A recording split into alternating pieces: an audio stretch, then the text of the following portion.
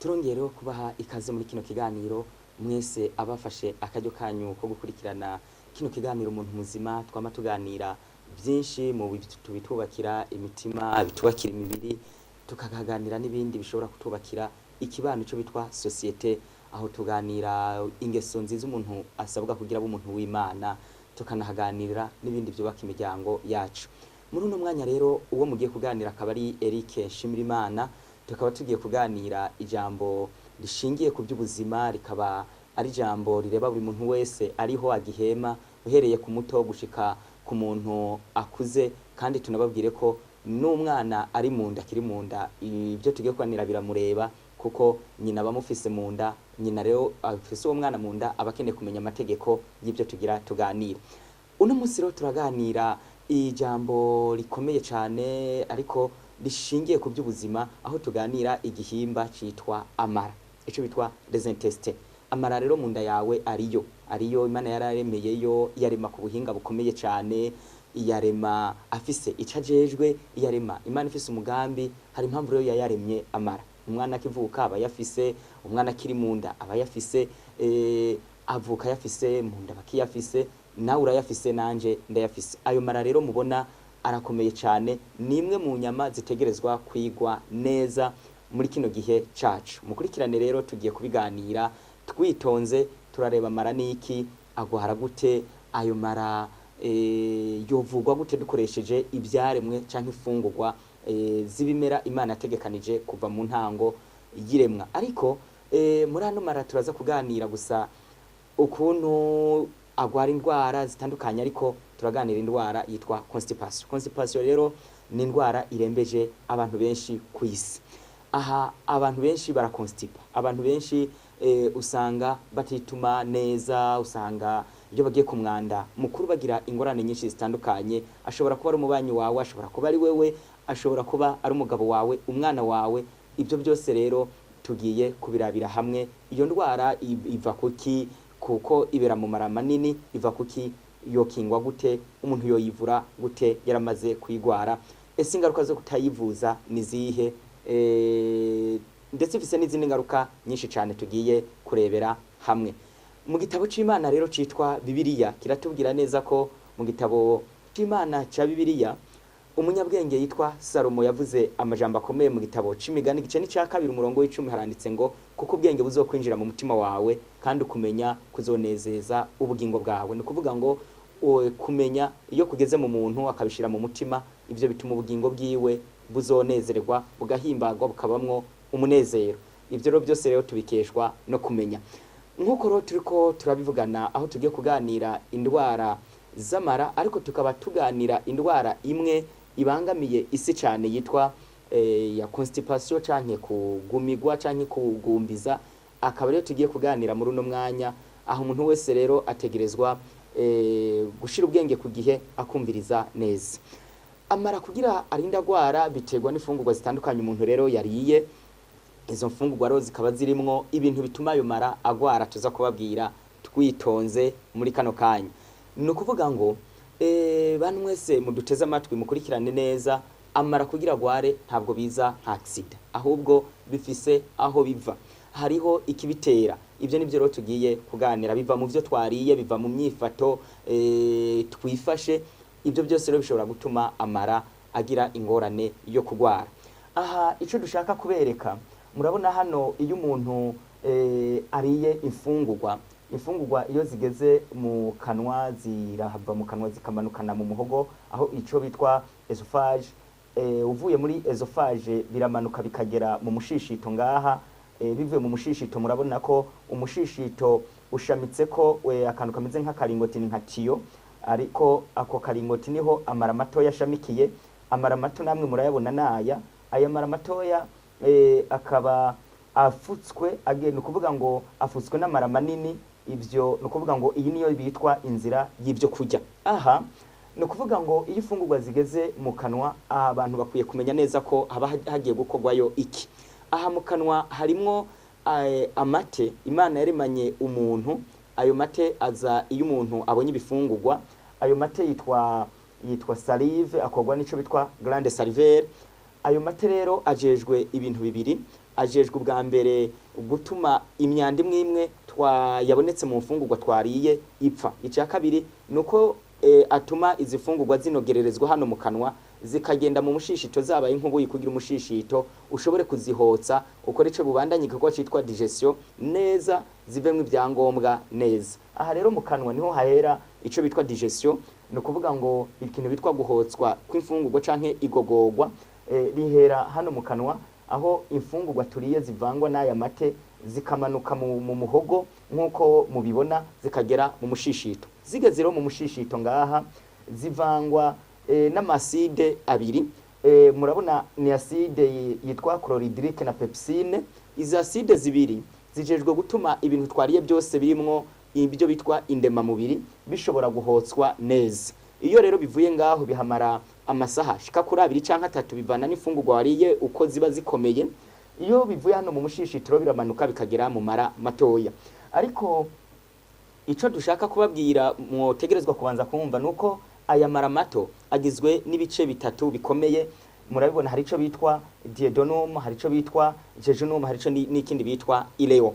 No kuvuga ngo aha iyo imfungurwa zigeze muri kino gihimba ca mbere, nkuko ro mubibona iyo imfungurwa rero zivuye mu mushishito ico bitwa estoma, zejeje kuvangwa n'aya maside iyo bitwa chlorhydrique na pepsine. Izi mfungurwa rero iki gikorwa umushishito ugikora umwanya ushika ku masaha 2 canke amasaha 3. Ivyo biterwa n'ubukomezi bw'imfungurwa wariye. Iyo rero bihejeje kuvangirwa mu mushishito biramanuka bikaja hano mu mara matoya. Aha mu mara matoya rero tutaravuga igikorwa nuko babigiye gukogwa, manze mumenye yuko amara afise ibice bitatu nkuko mufise ibihimba bitatu bikomeye nkuko mubibona. Hari igihimba bitwa duodenum, hari ico bitwa jejunum, hari ico nibitwa ileo. Ivyo nivyo bihimba nyamukuru, naho afise ibindi bihimba biyagize, ariko ivyo nivyo nyamukuru. Hari impamvu abantu bateza kumenya bino bihimba bitatu.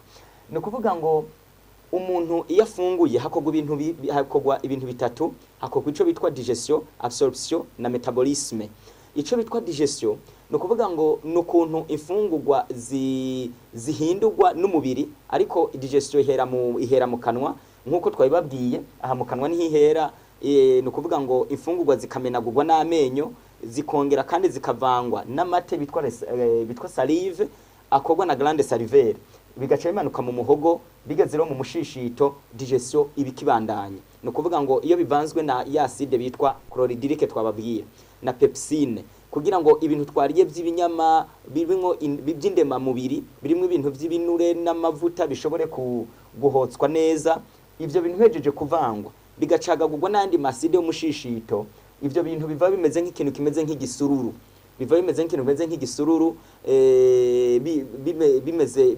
bimeze nk'ubuyi. Bigeze aha mubona, no kuvuga ngo aho bitwa pylore canke duodenum, no kuvuga ngo naho amara matoya ashamikiye uvuye ku mushishito. Aho niho no kuvuga ngo amara atangurira. Tubabwire neza ko amara mato agizwe n'ibihimba bitatu bikomeye. Icambere agizwe n'ico bitwa iyo pylore canke duodenum, akaba kandi agizwe n'ico bitwa jejunum hamwe na ileo. Aha ibi bihimba bitatu birakomeye cyane, umuntu wese atezwa kubimenya, kuko kutabimenya nivyo bitumye ino sigwara indwara nyinshi z'amara. No kuvuga ngo iyo imfungurwa zigeze hano muri duodenum canke pylore, ahantu hajejwe gukora bino bintu bibiri bikomeye. No kuvuga ngo pancreas, pancreas canke se urwagasha uru rufise nago igikorwa gikomeye cyane mu gutuma imfungurwa iyo zigeze hano muri duodenum zishobora nazo gukorera ikindi gikorwa gikomeye cyane. No kuvuga ngo hariho ibintu tuba twariye by'ibinyamasukari, ibyo bitwa reshydrate de carbone. Bigeze hano muri duodenum rero bitegerezwa kurungikirwa ico bitwa cycle pancréatique, ni acide ikogwa n'urwagasha. Urwagasha rero rukora acide rwikoreye mu gace kayo kitwa pancreas exocrine. No kuvuga ngo kuko urwagasha rufise uduce tubiri, haco bitwa pancreas endocrine ikora insuline ituma abantu bata isukari itaba nyinshi, bigatuma abantu badashobora kugwara diabete. Ariko hariho n'akandi gace kitwa pancreas exocrine kajejwe gukora cycle pancreatique irungikwa mu mara. Aha rero iyo iyi ni kuvuga ngo rwagasha rurungitse iyo cycle pancreatique ihitira muri duodenum kugira ngo ibintu twafunguye mbere yuko bigenda mu mara gukorerwa cyo bitwa absorption bihindurwa amaraso bibanza kuvangwa n'iyi cycle pancreatique kugira ngo nibyo twafunguye by'ibinyamasukari bishobore kutugirira akamaro. Ushobora ko hariye ingano zifise isukari, ushobora ko hariye umubuye, ushobora ko hari ibijumbu, ibirayi n'izindi funguro zitandukanye. Izo rero izo mbere yuko zikora urundi rugendo rurerure zivuye mu mushishito zibanza zigahitira hano muri duodenum zikavangwa n'iyo cycle pancreatique. Ico ni gikorwa ca mbere iyi cycle pancreatique bambe ico nico gikorwa ca mbere ca duodenum. Ca kabiri bitewe nuko ifungurwa ziri hano mu mushishito zivangwa na ya maside kandi ayo maside akabakaze birashika hakurikijwe n'ukuntu umuntu ashobora kuba yanafunguye n'ifungurwa zirimo ayandi maside ibintu by'amatoxique. No kuvuga ngo iyo bigeze hano muri duodenum ntabwo duodenum yemera ko birengana. No kuvuga ngo itabanje kugabanya amakare, no kuvuga ngo itabanje gukora ico bitwa neutralisation de la forte acidité. No kuvuga ngo irabanziga igaca intege ubushobozi n'ubucanke ugukara kwa maside abavuye hano mu mushishito kugira ngo yose ntashobore kuja mu mara kugira ngo ntibishobore gutera ingorane nyinshi mu mubiri w'umuntu. Aho rero iyo duodenum nico imaze. Iyo bivuye rero ngaha muri duodenum ro birabandanya bikagera muri jejunum. Muri jejunum nagace gafise ibi akamaro kenshi cyane kuko kajejwe kugira ico bitwa no kuvuga ngo absorption.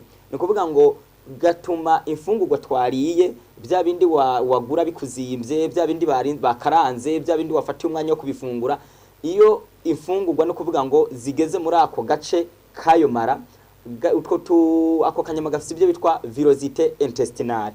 Izo virosité intestinale n'utunyama tuba mu mara ariko tutaboneshwa amaso kiretse kuri microscope ico bitwa rugagamisha.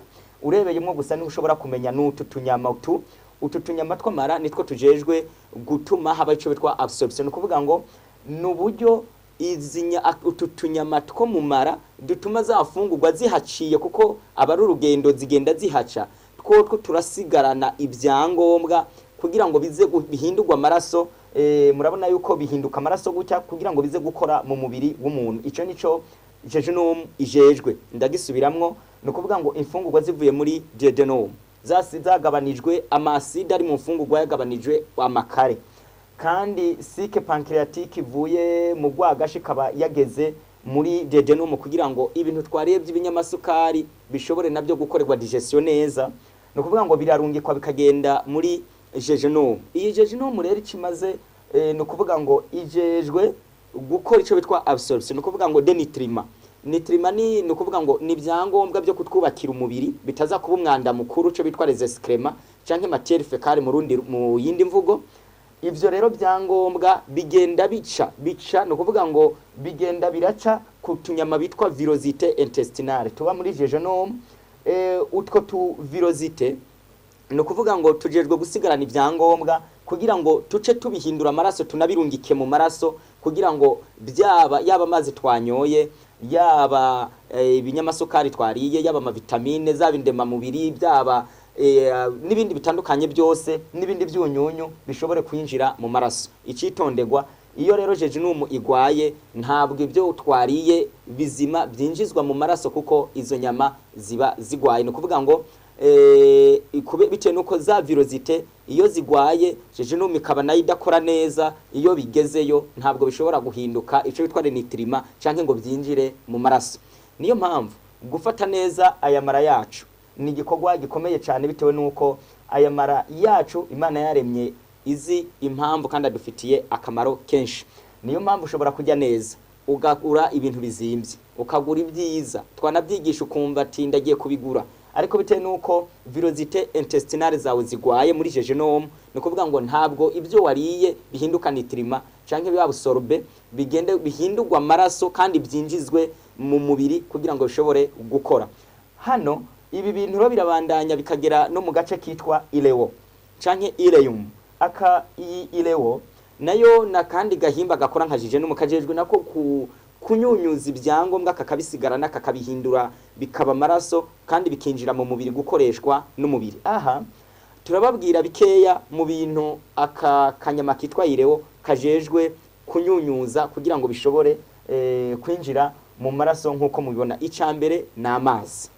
Aya mazi tunywa ufise ireo igwaye, amavirezite intestinale yo muri ireo muri ako gahimba agwaye, naho unywa amazi ntaca kumarira. Tuzoyigisha atavura umutwe umeneka, avura abantu, avura afasha ku mafyigo, yorohereza abantu bagwaye amaso. We ntabwo uzokira kuko virozite zamara no kuvuga ngo twatunyama tutaboneshwa amaso twamara tuba muri ireo twawe turagwaye, ntabwo ari amazi aba absorbe. Ikindi ni vitamine B ya 12, ntabwo nayo iba absorbe igihe ireo igwaye, kuko niyo ni kuvuga ngo ituma iyo vitamine iyo wayiriye yinjira mu maraso. Ikindi ni icunyunyu bitwa calcium, cakindi kiturinda indwara z'amagufa nka za rachitisme, ama osteomarasi, ama osteoporose. Ni indwara z'amagufa zituma igufa rishobora koroha, bigatuma igufa rishobora kuvunika. Ibyo byose ni kuvuga ngo izo ndwara z'amagufa ushobora kujya calcium ukajya nyinshi, ariko ukajya n'ama specialite, ariko ntushobore gukira indwara z'amagufa bitewe nuko ireo yawe igwaye, rwanga kagahimba kamara kagwaye kadashoboye kwabsorba iki cyunyunyu bitwa calcium. Cyo kimwe n'icunyunyu bitwa phosphore, nuko vuga ngo byose bibera absorption yabyo ibera muri ireo. Niyo mpamvu umuntu wese akuriye kumenya neza ko gufata amara yiwe ni nyungu. No kuvuga ngo ibyo umuntu yafunguye bimugirira ikimazi, ibyo bikamwubakira umubiri. Aha rero iyo ibintu ro bivuye, iyo rero ifungurwa zivuye muri ireo, no kuvuga ngo ayo mara arabirungika bikabandanya bigaca byinjira mu mara manini aya mubona, ico bitwa grand intestin. Aya mara manini rero no kuvuga ngo imfungurwa zica ziyinjiramwo no kuvuga ngo haba hasigaye bya bisigazwa, ariko ibyo bisigazwa biba bisigaye haba hasigaye ibintu bikurikira. Icambere ni bisigazwa biri mu ico bitwa fibre, kuko fibre no bushobozi buba mu mfungurwa, ariko cyane cyane imfungurwa z'ibimera zitari rafine canke industrialize. Izo mfungurwa canke iz'ibikoko, ibyo ubwo bubasha rero ba mu mfungurwa bwitwa fibre, nibwo bwo ntabwo no kuvuga ngo buhindurwa amaraso ngo buje kuba ku mubiri, ahubwo ubwo birabandanya bikajana na wa mwanda mukuru cyo bitwa matière fécale canke les excréments, ibisigazwa ibyo byose bikajana n'amazi kugira ngo ntibigende byumye, bikagenda bica kuco bitwa flore intestinale, no kuvuga ngo n'ururendarenda amarafisi ibintu bimeze nk'ururendarenda, bimeze nk'ibintu binyerera, kugira ngo bishobore n'imiburi imeze nk'urubobi, kugira ngo n'imiburi bishobore kuhaca nta nkomanzi kandi bivanze na ya mazi, kugira ngo binyerere kandi na ya fibre y'ibirimo bica biba binini, kugira umuntu ntaze kwituma umwanda mutoya bibe biteye constipation. Hano bigenda muco bitwa colon, no kuvuga ngo ibintu byose by'ibisigazwa bija mu gahimba kamara mato kitwa colon, kugira ngo byistoke aho birindirirwa, kugira ngo umuntu niyumva ashatse kuja kuri toilette aca agenda. Aha rero bikaba bisohokera aho bitwa muri rectum. No kuvuga ngo ubu no kuvuga ngo uru nigo rugendo rw'amara, uko niko amara y'umuntu akora. Rero turiko turaganira ku baduteza amatwi aho turebera hamwe amara n'indwara zayo. Aha tukaba tureba indwara yitwa constipation, ariko tubanje kubereka neza amara akora gute, amara ni giki. Umuntu iyo yabungabunga yabanje kumenya bino. Ikindi tutoreka kubabwira aya mara matoya ayo bitwa intestin afise uburebure bw'imetero 8 na diametre canke ubwaguke, no kuvuga ngo bwa santimetero 3. Aya mara nayo manini akaba afise uburebure bw'imetero 1 na santimetero 60, ariko akaba afise diametre ya santimetero 7. Aho rero turahavuye. None amara agwara kubera gute constipation? Kugira umuntu agumigwe abe constipé, no kuvuga ngo bitegwa niki. Aha reka tubanze twibukanye neza ko ico bitwa constipation ni giki. Ni indwara nkuko twebabwiye ku isi ibangamiye abantu benshi. Abantu benshi barayigwaye, yabateye indwara nyinshi cyane zikomeye. Niyo iva ki indwara bitwa cancer du colon, ni cancer y'amara manini. Abantu benshi birgora babaga, abandi barapfuye, umuntu agapfa wari ukimukunze nta kindi kimwishe kubera cancer du colon. Hari abandi bagwara ibyo bitwa ama diverticulose, hari abandi bagwara indwara za diabete zitewe nuko bakunda gukonstipa amara yabo akora nabi. Hariho n'abandi bagwara indwara nka hemorrhoide, no kuvuga ngo hemorrhoide ni indwara ifata imitsi yo mu kibuno, no kuvuga ngo yaha hepfo iyo mitsi, bitewe nuko iyo umuntu agiye ku mwanda mukuru agwaye constipation, kujya kuntu yikanira, kujya kuntu akoresha inguvu nyinshi, ibyo ngo bituma iyi mitsi yaha hepfo ku kibuno no kuvuga ngo yikana, bikamera nka kujya ko kwingoma bakanye. Iyo mitsi rero iyo bibaye igihe kirekire icibyara ibibyimba, umuntu mwagasanga haturitse ikibyimba, abandi yasohotse twabaye nk'utuntu mengana utuntu twasohotse mengana uturizo, abandi nabo bakagwara indwara nyinshi cyane bikavamwo kanseri yo mu mara.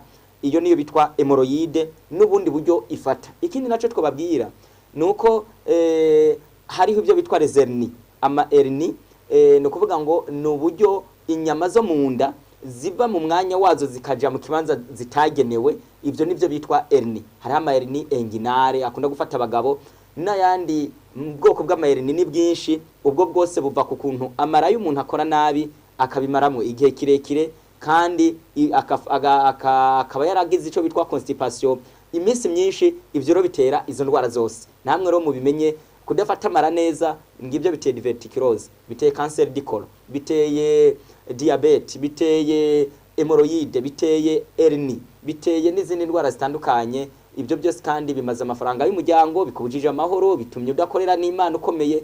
Ibyo byose rero ni ngorane. Aho tugeze rero none constipation itegwa niki?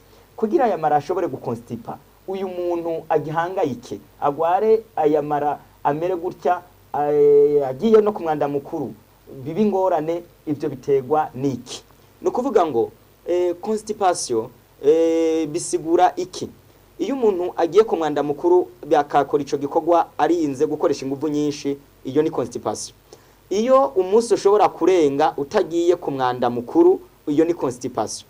Iyo ugenda ku mwanda mukuru kazana utuntu dutoya bidafise nukuvuga ngo bidafise volume nini, iyo nayo ni constipation. Iyo ubikora bigoranye urinze gushiramo inguvu nyinshi, ibyo nivyo bitwa constipation. Bitegwa rero ni iki? Cambere bitegwa nuko aya mara y'umuntu nukuvuga ngo atarimwo amazi.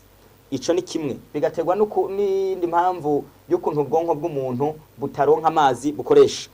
Ibi mugerageze kubyumva neza. Mu gitabo citwa Coxe c'umudokiteri yitwa Pampona Roger yagerageje kwerekana neza ko umubiri w'umuntu ukeneye amazi angana n'amaritiro 3 ku munsi, ariko iritiro imwe n'igice gusa nibyo bica mu kanwa. No kuvuga ngo ayandi nayo ava mu fungurwa dufungura kuko nazo zifise amazi. Iyo rero umuntu adakunda kunywa ayo mazi ahagije canke ukayanywa nabi, ivyo bituma amara, inyama zo mu mara zibura amazi. Bya bindi bivuye mu mushishito bikaca muri jejeno, bigaca muri jejeno no muri ireo, bigeze mu mara manini, amara kubitewe nuko izo nyama zaguye umwumwa zitagira amazi, zica zigerageza gufata ya mazi azananye na bya bisigazwa bigiye kuba umwanda mukuru. Ayo mazi, izo nyama zikakamura ayo mazi kugira ngo zironka amazi zikoresha, kuko inyama zose z'umubiri zikoresha amazi. Ivyo bigaca bituma bya bisigazwa biguma, ivyo bikabyara constipation. Ikindi, ubu bwonko bw'umuntu mubona Imana yaremye gutya, bufise imitsi myinshi, bufise ibikorwa byinshi byo gutegeka umubiri w'umuntu, buri nyama yose ikaja kuri gahunda.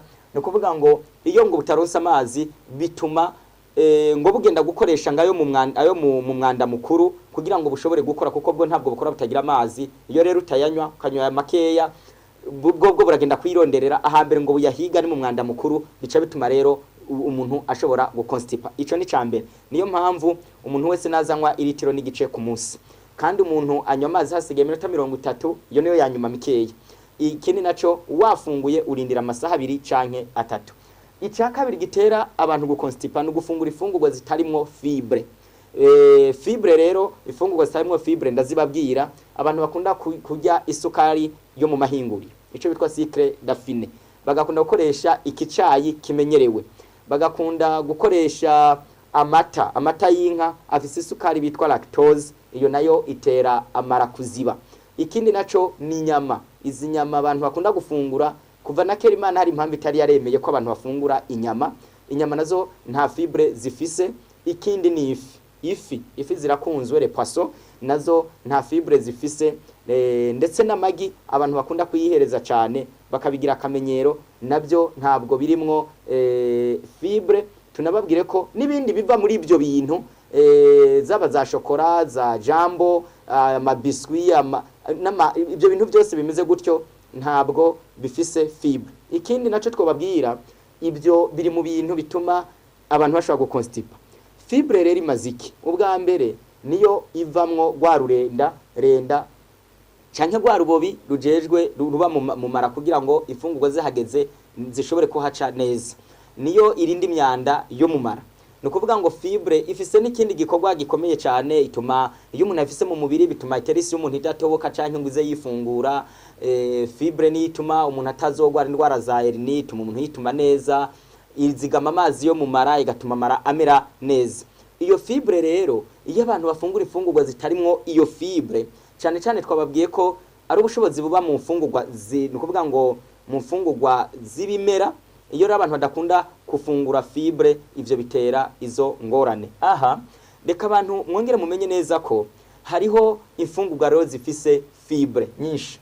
Icambere hano turabereka, murabona inkizi, no kuvuga ngo ufashe ibinyampeke, ibintu byose by'amasereyale, ibi binyampeke byose birimwo ibigori, uburo, amasaka, ingano n'umuceri. Ariko tubabwire ko ingano iyo muntu aziriye zakuwe ko kagashishwa zaba ifarine nazo, no kuvuga ngo fibre y'ibintu byose by'ibinyampeke ibyo bitwa sereyale ziba mu gashishwa. Ikintu cyose rero uriye bagikuye ko kajya gashishwa ico bitwa son, byaba ibigori bikoboye kavyara yafu yera cyane, nabyo ijya icitera constipation.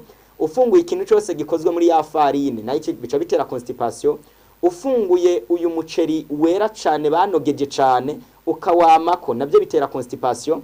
Niyo mpamvu ibi binyampeke rero ubiriye ukirinda kubijya binogejwe, ugakunda kubifungura nk'uko Imana yabiremye, ivyo birimwo fibre nyinshi cyane ku buryo umubiri wawe umererwa neza. Ikindi ni ibintu byose by'imboga, amakaroti, amashu, ibitunguru, amakokombre, ibi bintu byose by'imboga nicyo tware légumes frais. Ibi byose Imana yabiremanye fibre nyinshi cyane, nta muntu afungura ibi ashobora kugira indwara ya constipation. Ikindi ni ibintu byose byo tware légumes secs, ni ibintu byose byerera mu gishishwa nka soya no gushaza. Ibi navyo biratera amara gukora neza. Kindi naco tutoreka kubabwira no kuvuga ngo mu bindi bintu bifasha abantu bakagira fibre cyane ni vyamwa, amafruit, ibintu by'ivyamwa muze mu bifungura. No kuvuga ngo cyane nka pome n'imicungwe. Ariko ibintu byose nk'imicungwe kijya gikoba kibika amazi ngo abantu iyo bagitaye ngo nico kiba kirimo fibre. Rero umuntu akura kigishishwa ku micungwa ntakije, ariko kijya gikoba iyo ushaka fibre niho iba. Aha rero iki gikoba c'imicungwe niho fibre iba. Aha ni kuvuga ngo ibi vyamwa byose abantu bakwiye kubifungura, cyane nka pome mukakunda kubifungura. Ariko tubabwire neza kandi ko ivyamwa ibi hamwe n'izi mboga ntabwo bikunda kujana. Wariye ibi vyamwa ukajya n'imboga, iyo ubiriye umwanya umwe navyo bitera indigestion. Aha rero ico dushatse kubabwira kuri no ndwara y'amara, umuntu akwiye kumenya ko hariho n'ikindi kibitera. Abantu bijo les hommes sédentaires bama muri biro bagenda na bisi buri gihe, umuntu adakora sport, umuntu adashobora kwiyunga avuga ati no munsi naho mfise umuduga ngenda n'amaguru. Abantu baguma gusa bisi. Abo bantu bama batagendesha amaguru mu mibereho yabo nabo barakonstipa. Ikindi naco twobabwira nuko iyi mibereho yo kubaho umuntu no kuvuga ngo atazi neza ibikwiriye nabyo biteye abantu benshi kugwara. Abantu benshi iyo bakunda gufungura buri kanya cyo twagira inyotage nabyo bitera constipation. Ikindi no gufungura ibintu ntubinoze mu kanwa, ukabifungura wirukanka, ibyo nabyo bigiye bitanogejwe, byamasi yamatari mu kanwa ntibivangwamwe, bigeze mu mushishito ntibinoza neza, bigeze mu mara bica bivyara ico bitwa bica bigira ico bitwa fermentation intestinale. No kuvuga ngo amara akaziba, ahejeje kuziba cyane ngo ibinyamasukari ikindi naco twobabwira nuko abantu bakunda gufungura bakanywa ibinyobwa bitari sose yizo ndya canke bibicayi citwa romare canke bibicayi citwa mante ibi mubona hano ibivyayi bibiri no kuvuga ngo ibyo bituma abantu bakonstipa cyane cyane ko abantu benshi bageze gufungura bazana amazi bazana fanta bazana jus bazana inzoga n'ibindi ibyo byose rero ntibyemewe ubugize dilution alimentaire mu kanya bigeze mu mushishito bikagera mu amara arabyanka bikabyara constipation. Aho rero turangirije naha inshuti mu vandimwe ushobora kubugwaye ushobora kubagwaye mugenzi wawe reka turebere hamwe uburyo noneho umuntu yobihuza ibyo bintu akivura yamara ukuntu twovura ayamara yaba yamara mato ayamara manini ni kuvuga ngo uru rugendo rwose rushobore kuba ari gwiza ubwa mbere irinde byandi byose twavuze bibitera. Icya kabiri iyo ufashe igikombe amazi atetse abize ahoze ugafata no kuvuga ngo amazi angana ni nusu y'iritiro ugakanyiramwo igisate ca jus de citron ugashiramwe ibiko bibiri by'amavuta ya erayo ayo mazi ukakunda kuyanywa mu gitondo utaraja ku kazi avura constipation. Ikindi iyo ufashe pome imwe ugafata na karoti zibiri fashe ipome imwe ugafata n'izi karoti zibiri uhejeje kubi ukabikoramwe umutobe wabyo uwo mutobe ugakunda kuwunywa nawo uvura constipation. Rero reka tubabwire neza ko hari gihe umuntu anakora nico bitwa lavema utufasha amazi ukayatekamwo icyatsi bitwa fenouil hanyuma ugakunda gukora ico bitwa lavema ibyo nabyo birafasha kuri constipation. Hano rero mwabantu b'Imana mwe umuntu wese akure kumenya ko ubundi buryo bwiza bwo gufasha kuri constipation kunda gufungura bino vyamwe mukunde gufungura cyane imboga ni uze wirinda kugira igaburo na rimwe ku munsi ufungura ariko utariye ibintu bibisi hanyuma ibisigaye Imana nyina amahoro ibahe kumva wibumbishe neza ko amaranyu mukwiye kuyafata neza umuntu bizomurinde kuzogwara za ndwara zose azorambire mu muryango wiwe anahishe n'Imana icubahiro. Imana twese duhe kumva no kumenya no kumvira no gukira mu izina rya Yesu.